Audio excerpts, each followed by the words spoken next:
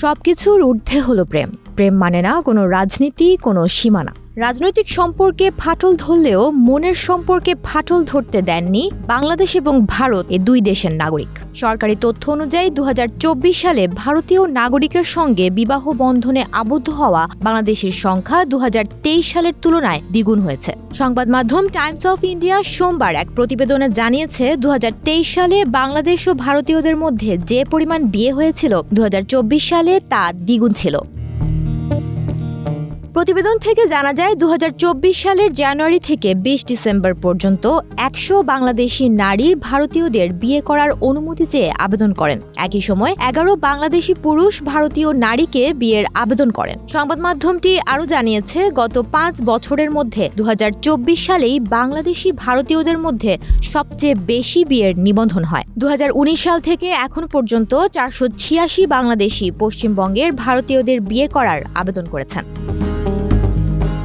তবে যেসব বাংলাদেশি ভারতীয়দের বিয়ে করেছেন তাদের কতজন ভারতে অবস্থান করবেন সেটি নিশ্চিত নয়। কিন্তু পশ্চিমবঙ্গের এক জ্যেষ্ঠ কর্মকর্তা বলেছেন, নাগরিকত্ব আইন বিবেচনা করে বলা যায় তাদের বেশিরভাগেরই ভারতে থাকার সম্ভাবনা রয়েছে। ভারতের ১৯৫৫ সালের নাগরিকত্ব আইন অনুযায়ী যদি অন্য কোনো দেশের নাগরিক ভারতীয়দের বিয়ে করেন তাহলে তারা ভারতের নাগরিকত্বের জন্য আবেদন করতে পারবেন।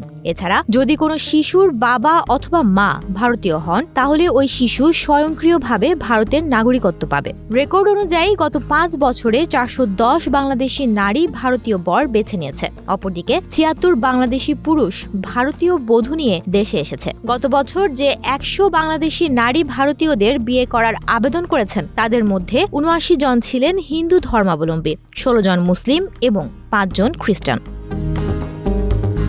অপরদিকে যে ১১ বাংলাদেশি পুরুষ ভারতীয় নারীদের বিয়ে করেছেন তাদের মধ্যে ৯ জনই হিন্দু, বাকি ২ জন মুসলিম।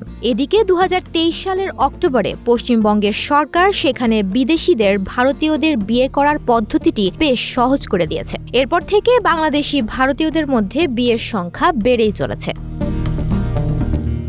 সুমনা মুস্তফা, প্রবাস খবর।